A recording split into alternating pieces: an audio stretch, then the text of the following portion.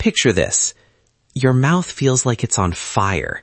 Not a little tingle, full-on burning, like you just scalded your tongue on coffee.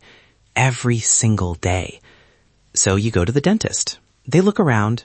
Everything looks fine. You go to your doctor. They run the tests. All normal. And you're sitting there thinking, I know what I'm feeling. This is real. Why can't anyone find it? I'm a pharmacist with 9 years of experience, and I'm here to tell you, it is real. There's a name for it, there's a scientific explanation for it, and there are things that actually help. Today, I'm going to walk you through all of it. So, what's actually going on? The condition is called burning mouth syndrome, BMS for short. It's defined as a burning, stinging, or tingling sensation in the mouth with no identifiable physical cause that happens every day for more than 2 hours a day for more than 3 months straight. The tongue is usually the main site, but it can spread to the lips, the roof of the mouth, the gums, and here's what makes it so confusing for patients. Every test comes back clean. Oral exam, nothing. Blood work, nothing. Imaging, nothing. The mouth looks completely healthy, but the pain is absolutely real. Here's the best way I can explain what's happening. Imagine a fire alarm going off in a building. Loud, persistent, won't stop. But you walk through the whole building. No fire anywhere. The alarm itself is broken. That's burning mouth syndrome. Your nervous system is sending a burning signal continuously, but there's nothing actually burning. The sensor is misfiring. And because there's nothing to see, patients often spend months, sometimes years, going from doctor to doctor before anyone takes it seriously. That ends today. Now, here's where it gets interesting. There's a very specific daily pattern to this condition that sets it apart from almost everything else. In the morning, most people with BMS feel completely fine. As the day goes on, the burning slowly builds. By evening, it's at its worst. Sleep brings relief, and then it starts all over again. And here's the part that genuinely surprises people. Eating and drinking often make the burning better, not worse, better. Why? When you eat, your taste receptors fire up and send signals to the brain. And while the brain is busy processing those taste signals, it partially dials down the pain signal coming from the same area. Think of it like 2 radio stations broadcasting at the same time. Turn up the volume on one, and the other gets drowned out. This is actually one of the most useful clues for figuring out what you're dealing with. Dry mouth, which I covered in episodes 1 and 2, gets worse when you eat because there's not enough saliva to chew and swallow comfortably. Burning mouth syndrome gets better when you eat. Opposite pattern, completely different condition. If you've been assuming it's dry mouth, this distinction matters. So who gets burning mouth syndrome? The statistics here are striking. Between 83% and 90% of patients are women, and not just any women, predominantly women between 50 and 70, going through perimenopause or the years just after. Here's why. Estrogen and progesterone aren't just reproductive hormones. They also protect the nervous system. When those levels drop during menopause, the small nerve fibers that line the inside of the mouth can slowly start to degrade. That nerve damage is what produces the burning sensation. So if the burning started around the same time as other menopause symptoms, that's not a coincidence. Now, a couple of statistics that tend to stop people cold. People with Parkinson's disease are 5 times more likely to develop burning mouth syndrome than the general population. Parkinson's damages the brain's dopamine system, and dopamine doesn't just regulate movement, it also helps suppress pain signals. When that pain suppression system weakens, ordinary nerve signals in the mouth can start registering as intense burning. And this one surprises almost everyone. Smokers have a 12.6 times higher risk of developing burning mouth syndrome than non-smokers.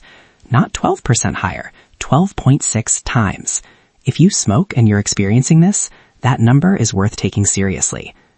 Here's something that doesn't get talked about enough. Your medication might be part of the picture. One of the most documented medication triggers for burning mouth syndrome is a class of blood pressure drugs called ACE inhibitors. You'd recognize them by name. In the US and Europe, common ones include lisinopril, ramipril, and enalapril.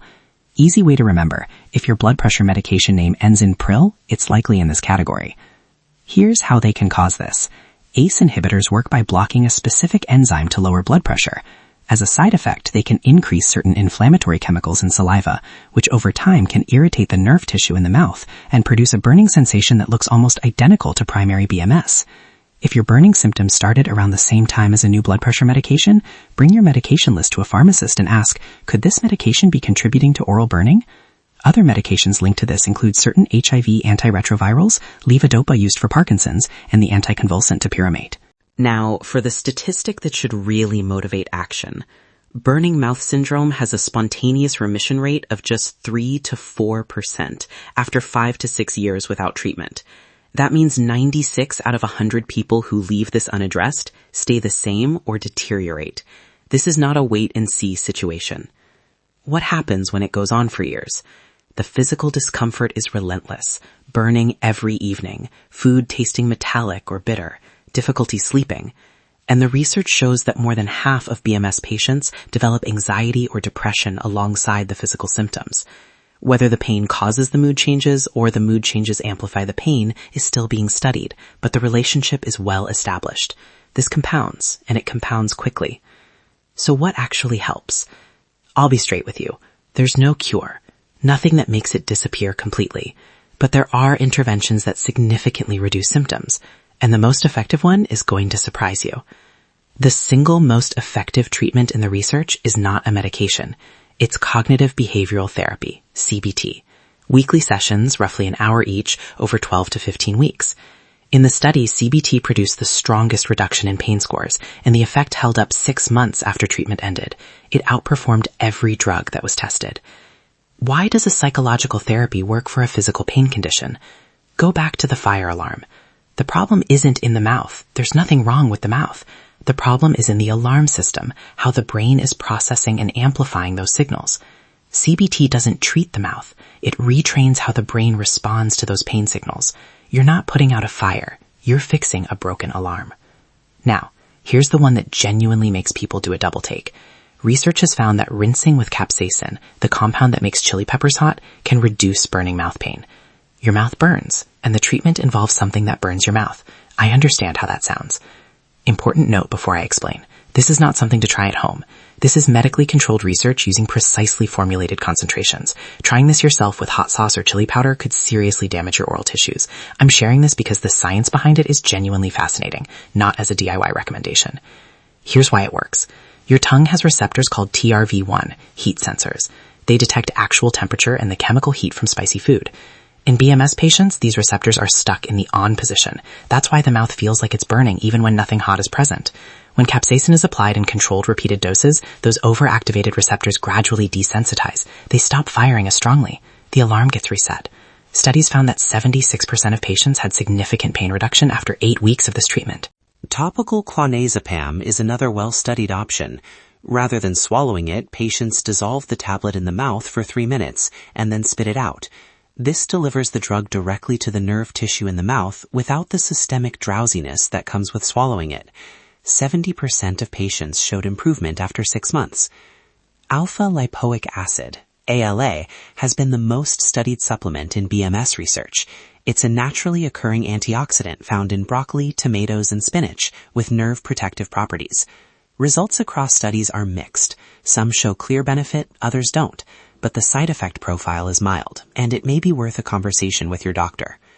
One more connection worth making, especially if you've seen the earlier episodes in this series.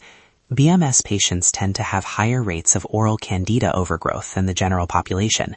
In episode 1, I explained how reduced saliva allows candida to multiply unchecked. The same dynamic can play out here. Whether candida contributes to BMS or BMS leads to conditions where candida thrives isn't fully established, but some patients have reported improvement after antifungal treatment. If you're being evaluated for BMS, it's worth asking about a candida screen as well. 3 things to take away from today. 1. Burning mouth syndrome is real, it's documented, and it affects millions of people. If your mouth burns and every test comes back normal, you are not imagining this. Your nerves are misfiring. That's a physiological fact. 2. The spontaneous remission rate is 3 to 4%. This condition does not resolve on its own for the vast majority of people. If you recognize these symptoms, seek evaluation from an oral medicine specialist or neurologist. 3. The most effective treatment in the research isn't a drug, it's cognitive behavioral therapy. The problem is the alarm, not the fire. Treating the alarm is currently the most effective approach we have. Before I go, one thing I want to say directly to anyone who's been living with this. If you've been told it's stress or anxiety or that there's nothing wrong and you know something is wrong, you're right to trust that instinct. This is a recognized medical condition. Your pain is real. Your nervous system is doing something measurable and documented. You are not overreacting. Please don't suffer in silence. Find a clinician who takes this seriously, because the right help does exist. If you haven't seen episodes 1 and 2 yet, they cover dry mouth in depth, and the two conditions frequently overlap. Worth watching back to back. Thanks for listening, whether you caught this on your commute, at the gym, or doing something around the house. I'm a pharmacist, and I make these videos because this kind of information deserves to be easy to find and easy to understand. If this helped, subscribe and leave a like. It helps more people find this content. See you in the next one.